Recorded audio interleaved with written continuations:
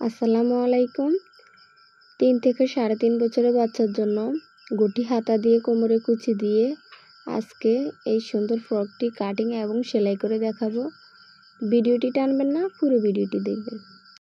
আমি এখানে বডির জন্য একটি কাপড় নিয়েছি। তো কাপড়টিকে প্রথমে দুটি ভাঁজ করে নিয়েছি, তারপর আরও একটি ভাঁজ দিয়ে 4 পার্ট করে নিয়েছি। আমার হাতের সাইডে বন্ধ সাইড এবং অপর সাইডে খোলা সাইড। তো বন্ধ সাইড থেকে গলাটি কাটিং করব। তো বন্ধ সাইড থেকে 1.5 ইঞ্চি নিয়েছি গলার চওড়া এবং 2.5 ইঞ্চি নিয়েছি শোল্ডার।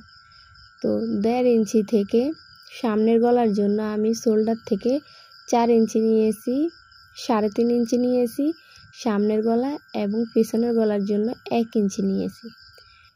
তো এখন এখানে আমি শোল্ডারের থেকে নিচের দিকে ধরে আর্মহোলের জন্য 4 ইঞ্চি নিয়েছি, তারপরে এভাবে একটি শেপ দিয়ে নিয়েছি। তো এখানে আমি বডির জন্য 6 ইঞ্চি নিয়েছি, বাড়তি 1 ইঞ্চি নিয়েছি সেলাইয়ের জন্য। আমার এখানে বডি 12 ইঞ্চি, তার জন্য আমি 6 ইঞ্চি নিয়েছি এবং 1 ইঞ্চি বাড়তি নিয়েছি সেলাইয়ের জন্য। তো যাদের বডি একটু বেশি নেবেন তারা 7 ইঞ্চি নেবেন আর একটু কাপড় বাড়তি রাখবেন সেলাইয়ের জন্য। তো আমি এখানে পিছনের পাটটি সরিয়ে সামনের পাটটি গলা কাটিং করে নিয়েছি। তো বডির কাটিংটি শেষ। এখন আমি কুচির জন্য কোমরে কুচি দেওয়ার জন্য একটি লম্বা কাপড় নিয়েছি। তো কাপড় লম্বা 17 ইঞ্চি এবং সাইডে আমি প্রায় 30 ইঞ্চির মতো কাপড়টি নিয়েছি।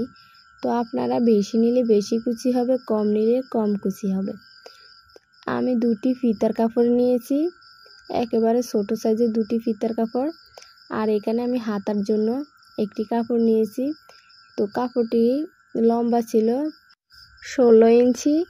তো 16 ইঞ্চিকে আরও একটি ভাঁজ দিয়ে আর 4 পার্ট করে নিয়েছি। এখানে দুটি হাতা বের হবে, তার জন্য 4 পার্ট এসেছে। তো এভাবে একটি ভাঁজ দিয়ে এভাবে কাটিং করে নেব। এটা মূলত গঠি হাতার জন্য কাটিং করে নিয়েছি। তো এখন আমি আপনাদের হাতাটি আগে সেলাই করে দেখাবো। তো হাতার যে সাইডে প্রথমে আমি চিকন করে সেলাই করে নিয়েছি, তারপরে এভাবে কুচি দিয়ে তার উপরে লেস বসিয়ে দিয়েছি। তো আমি দুটি হাতায় একই নিয়মে তৈরি করে নেব। তো আপনারা দেখতে থাকুন এবং আপনাদের কাছে একটি অনুরোধ, যারা এখনও আমার চ্যানেলটি সাবস্ক্রাইব করেননি প্লিজ সাবস্ক্রাইব করে পাশে থাকবেন এবং পাশে থাকা বেল আইকনটি বাজিয়ে দেবেন। তো দেখুন দুটি হাতায় সেলাই করেছি। এখন আমি মোহরা সেলাই করব। মোহরা আমি 3.5 ইঞ্চি রেখে সেলাই করে নিচ্ছি। আপনারা আপনাদের হাত অনুযায়ী নেবেন। তো সেলাইটি করা শেষ হলে এখন আমি বডির সাথে যে কোমরে কুচিগুলো অ্যাডজাস্ট করব তার জন্য কাপড়ে আগে কুচিগুলো দিয়ে নিচ্ছি। আমি এখানে একেবারে ছোট ছোট করে কুচিগুলো ধরেছি এবং কুচিগুলো একেবারে ছোট ছোট করে দিয়েছি দেখতে ভালো লাগার জন্য। তো গলার পাইপিং লাগিয়ে নিয়েছি। তো পাইপিংয়ের ভিডিওটা স্কিপ হয়ে গেছে, তো কেউ কিছু মনে করবেন না, ভুলবশত স্কিপ হয়ে গেছে, দেখাতে পারলাম না। এখন আমি পিছনে টিপ বুতাম দেব, তার জন্য একটি লুপ বানিয়ে নিচ্ছি। তো দেখুন এভাবে উপরে কাপড়টি রেখে উল্টা করে রেখে তারপরে এভাবে একটি সেলাই দিয়ে কেটে তারপরে আবারও পিছনের পাটে নিয়ে গিয়ে এভাবে ভেঙে সেলাই দিলেই কিন্তু একটা লুপ তৈরি হয়ে যায়। তো দেখুন পিছনের পাটটির গলাটিও প্রায় শেষ। এখন আমি পিছনের পাটে দুই সাইডে যে গলাটি ছিল ওটাতে আমি পাইপিং বসিয়ে দিয়েছি, তারপরে শোল্ডার জয়েন করব। এভাবে শোল্ডার জয়েন করার পর কোমরে কুচিগুলো লাগিয়ে নেব, বডির সাথে কোমরে কুচিগুলো লাগিয়ে নেব। একেবারে সহজ। যারা সাধারণ গোল ফরক কাটিং করতে পারেন না তারা স্টেপ বাই স্টেপ আমার ভিডিওটা ফলো করবেন, দেখবেন শিখতে পারবেন। তো আমি সামনে পাটটিও লাগিয়ে নেব।